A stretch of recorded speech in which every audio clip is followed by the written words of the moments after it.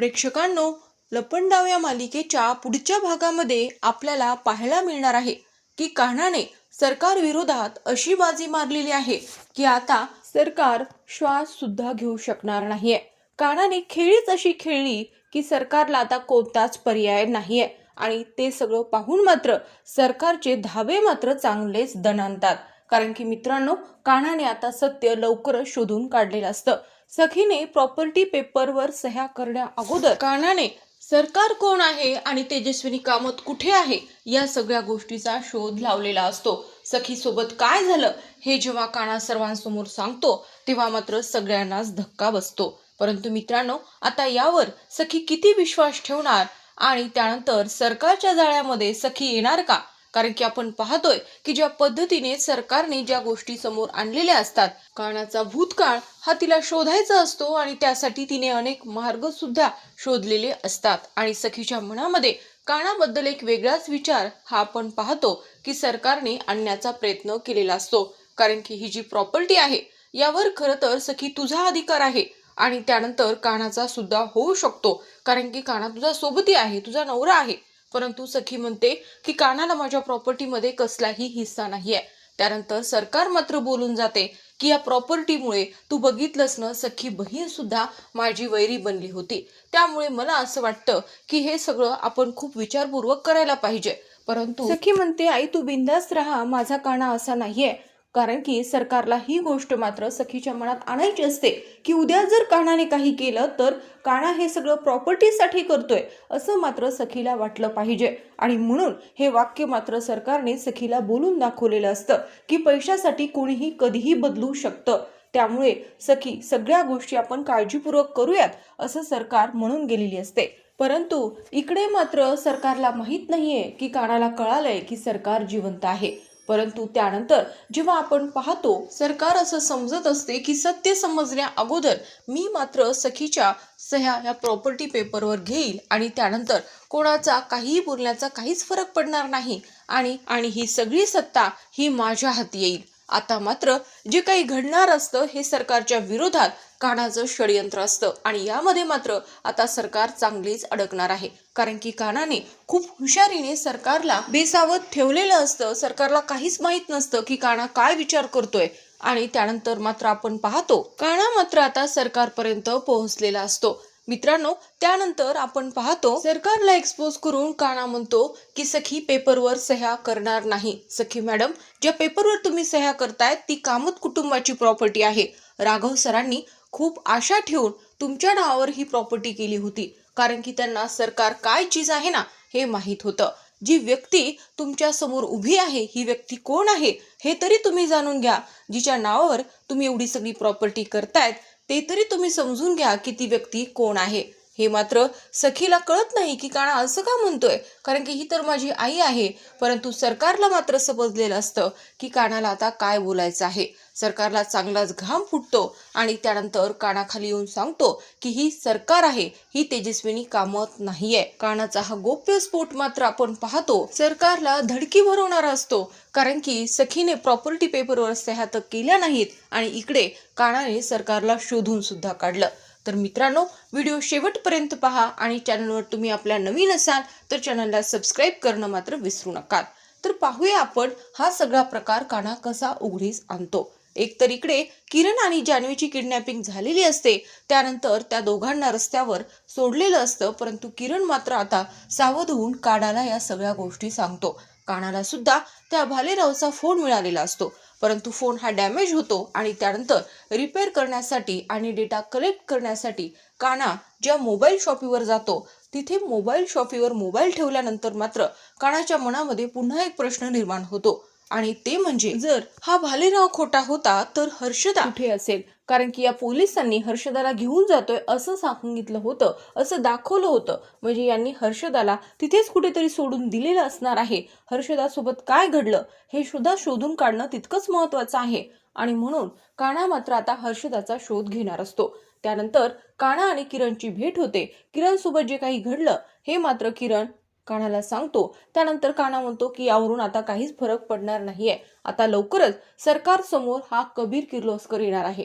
परंतु त्या अगोदर सरकारचं सत्य हे सगळ्यांना समजलं पाहिजे. ती जिवंत आहे आणि ती कुठे आहे हे सुद्धा शोधणं तितकंच महत्त्वाचं आहे. परंतु त्या अगोदर आपल्याला हर्षदाला शोधायचं आहे असं सुद्धा आपण पाहतो की कान्हा हा किरणला सांगत असतो. किरण म्हणतो की काम होऊन जाईल, परंतु कान्हा सरकारला कळता कामा नये जोपर्यंत तुझा उद्देश पूर्ण होत नाही. इकडे सरकारने सुद्धा तिच्या माणसाला सांगितलेलं असतं की पुढचा डाव काय टाकायचा आहे, परंतु तो माणूस सांगत असतो की सरकार आपण जर असं केलं तर कान्हापर्यंत नक्कीच पोहोचू शकतो, कारण की कान्हाची काम करण्याची पद्धत वेगळी आहे आणि तो वेगळ्याच पद्धतीने काम करतो. आणि त्यामुळे मला असं वाटतं कबीर किर्लोस्करांचा वापर हा कान्हाच्या विरोधात करायचा हे मात्र थोडंसं अवघड होऊ शकतं, कारण की कान्हाला आतापर्यंत कोणी फाईट देऊ शकलेलं नाहीये. तुमचं सुद्धा सत्य कान्हाने समोर आणलेलं आहे. त्यामुळे कबीर किर्लोस्करला एक्सपोज करणं कान्हासाठी काही खूप मोठी गोष्ट नसेल असं मला वाटतं.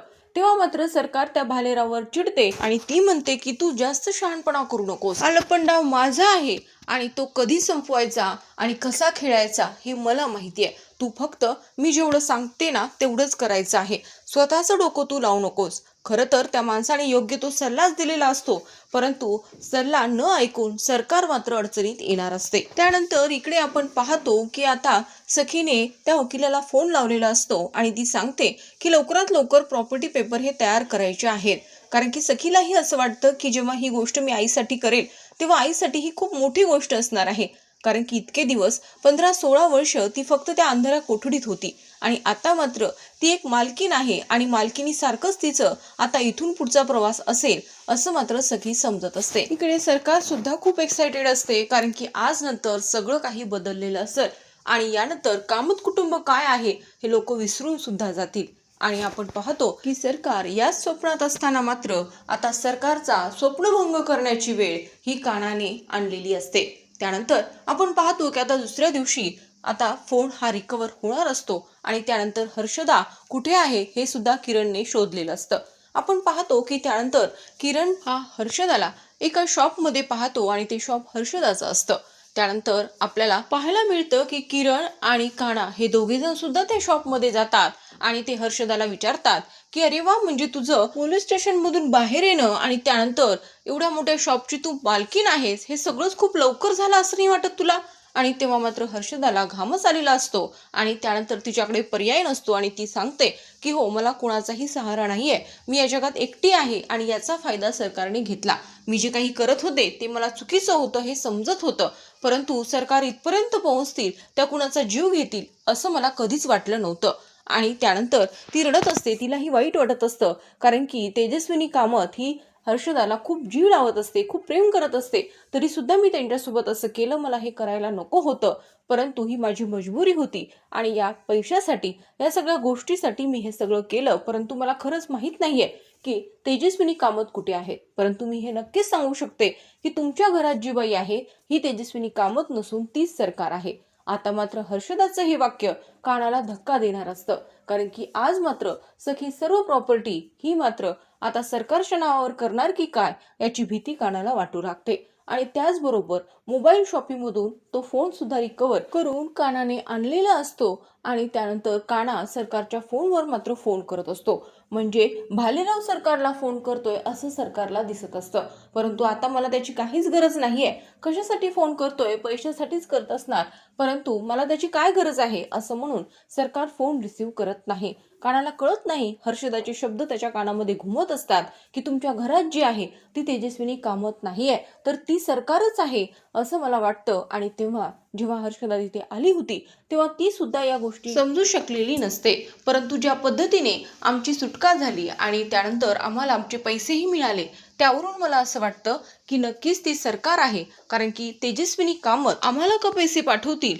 आणि तेजस्विनी कामत ह्या त्या दरीतून खाली पडल्या होत्या. दरीत पडलेली ही सरकार नव्हती तर तेजस्विनी कामत होती असा धक्कादायक खुलासा हा हर्षदाकडून होतो. कान्हा सुद्धा घाबरून जातो, कारण की आज जे काही घडेल ते मात्र सखी सहन करू शकेल का? आणि त्यानंतर आपण पाहतो की कान्हा सुद्धा त्या फोनवर सतत फोन करत असतो आणि जेव्हा तो घरी पोहोचतो तेव्हा मात्र तिथे सरकार आणि सखी नसतात. त्या दोघीजणी सुद्धा मंदिरात गेलेल्या असतात, कारण की आजचा दिवस हा आईसाठी खूप छान आहे, स्पेशल आहे आणि हे जे काही तिचं वैभव आहे त्यावर तिचा हक्क असणार आहे असं सखीला वाटतं आणि म्हणून सखी आणि सरकार ह्या दोघीजणी सुद्धा मंदिरात गेलेल्या असतात.